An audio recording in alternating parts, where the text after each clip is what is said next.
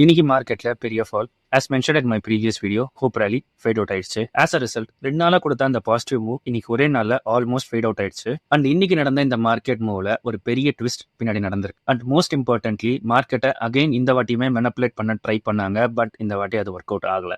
And இன்னைக்கே இந்த fall நடந்தது. அது ஏன் இவ்வளவு அக்ரெசிவா நடந்திருக்கு? அட் த சேம் டைம் இந்த வாட்டி யாரெல்லாம் இதுல ட்ராப் ஆயிருக்காங்க அப்படின்ற இது எல்லாத்தையுமே டீடைல் இந்த வீடியோ நான் கவர் பண்றேன். இன்னைக்கு நம்மளுடைய மார்க்கெட் ஏன் இவ்வளவு டிராஸ்டிக்கா ஃபால் ஆச்சு அண்ட் சடனா ஃபால் ஆச்சு? இதுக்கு மெயின் ரீசன் குளோபல் சென்டிமெண்ட்.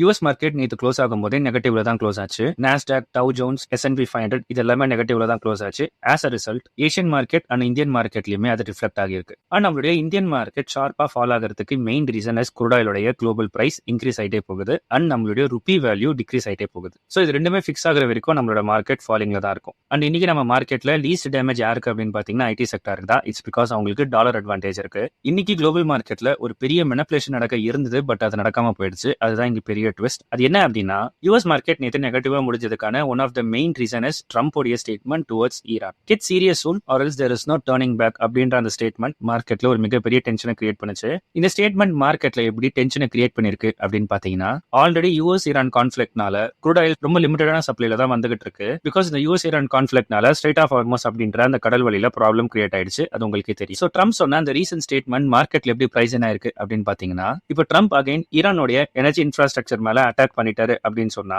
அதாவது அவர் சொன்ன அந்த ஸ்டேட்மெண்ட்டுக்கு அப்புறமா அவர் ஈரான் அட்டாக் பண்ணிட்டாரு அப்படின்னு சொன்னா crude oil குளோபல் சப்ளை இன்னுமே கம்மியாகிறதுக்கு வாய்ப்பு இருக்கு அப்படின்ற அந்த கால்குலேஷன்ல பிளஸ் இன்ஃபிளேஷன் ஏறும். அது மட்டும் இல்லாம மெஜாரிட்டி ஆஃப் த கண்ட்ரி வந்து ரெசெஷன் ஃபேஸ் பண்ணுவாங்க அப்படின்ற ரீசன்ஸ்னால இன்வெஸ்டர்ஸ் அந்த ஸ்டேட்மெண்ட் வந்த உடனே இதெல்லாமே கால்குலேட் பண்ணி ப்ராஃபிட் புக் பண்றாங்க அண்ட் அவங்களுடைய ரிஸ்கியான அசெட்டை ட்ரிம் பண்றாங்க ஃப்ரம் தேர் போர்ட்ஃபோலியோ. ஸோ இந்த மாதிரியான ப்ரிகாஷனரி மெஷர்ஸ் எடுத்துட்டாங்க ஆஃப்டர் ட்ரம்போடைய ஸ்டேட்மெண்ட். அண்ட் அவங்களுடைய ஃபண்டை கோல்ட், சில்வர், ஆயில் அண்ட் டாலர்ல பார்க் பண்ணிட்டாங்க. அண்ட் ஒன் டே தான் இன்னும் பேலன்ஸ் இருக்கு வீக்கெண்ட் வரதுக்கு அப்படின்றதுனால இன்வெஸ்டர்ஸ் இந்த மாதிரி பிளான் பண்ணிருக்காங்க. ஹென்ஸ் யூஎஸ் மார்க்கெட் நல்லாவே ஃபால் ஆகி க்ளோஸ் ஆயிடுச்சு ஆன் Thursday. ஸோ இப்போ இங்க தான் அந்த மெனிபுலேஷன் பார்ட்டே வருது. என்ன அப்படின்னு பாத்தீங்கன்னா எக்ஸாக்டா ஏர்லி மார்னிங் 2 AM ட்ரம்ப் ஒரு போஸ்ட் போடுறாரு. அதுல அவர் என்ன சொல்லியிருக்காரு அப்படின்னு பாத்தீங்கன்னா ஈரானோட எனர்ஜி இன்ஃப்ராஸ்ட்ரக்சர் மேல நாங்க அட்டாக் பண்றத ஒரு 10 daysக்கு போஸ்ட்பான் பண்றோம் அப்படின்னு சொல்லியிருக்காரு. அது மட்டும் இல்லாம talks are going really well in between us அப்படின்ற மாதிரி மென்ஷன் பண்ணியிருக்காரு. As a result for a brief moment இனிஷியலா ஈக்விட்டி மார்க்கெட் எல்லாமே ரேலி ஆச்சு. தட் இன்க்ளூட்ஸ் நம்மளுடைய கிஃப்ட் நிஃப்டியுமே. ஸோ இங்க தான் ஆக்சுவல் ட்விஸ்டே வருது. அது என்ன அப்படின்னு பாத்தீங்கன்னா அந்த இனிஷியல் ரேலி அப்படியே வந்துட்டு ஃபேட் அவுட் ஆயிடுச்சு after some time. Why?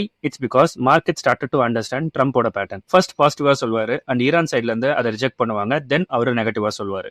And இந்த விஷயம் தான் எக்ஸாக்டா லாஸ்ட் 2 டைம்ஸ்மே நடந்தது. ஃபர்ஸ்ட் டைம் அவர் பாஸ் அப்படின்னு சொல்லும் போது பயங்கரமா ரேலி ஆச்சு. செகண்ட் டைம் அந்த ரேலி கொஞ்சம் ஃபேட் அவுட் ஆச்சு. தேர்ட் டைம் அது பெருசா வந்து கன்சிடரே பண்ணல மார்க்கெட். அதுதான் இந்த வாட்டி நடந்தது. ஹென்ஸ் அவருடைய கிரெடிபிலிட்டி ரெடியூஸ் ஆகுது. அது மட்டும் இல்லாம மார்க்கெட் இப்போ அவருடைய ஸ்டேட்மெண்ட்டை பெருசா கன்சிடர் பண்ணல அப்படின்றதுமே இது மூலமா நம்மளுக்கு தெரியுது. At the same time Trump சொன்ன அந்த ஸ்டேட்மெண்ட்டுக்கு கோயிங் ஃபார்வர்ட் ஈரான் என்ன கொஞ்சம் நேரத்தில் ரிஜெக்ட் பண்றதுக்கான சான்சஸ் ஆர் ஹை அப்படின்றது தெரிஞ்சதுனால தான் மார்க்கெட் இந்த வாட்டியுமே அதை கன்சிடர் பண்ணல. அது மட்டும் இல்லாம இது எப்போ நடக்குது அப்படின்னு பாத்தீங்கன்னா ஃப்ரைடே நடக்குது. Which means weekend is approaching. So big investors chance எடுக்க விரும்பல. அப்ப அந்த இனிஷியல் ரேலி ஏன் நடந்தது, எப்படி நடந்தது அண்ட் இதுல retail investors and retail traders எப்படி ட்ராப் ஆயிருப்பாங்க?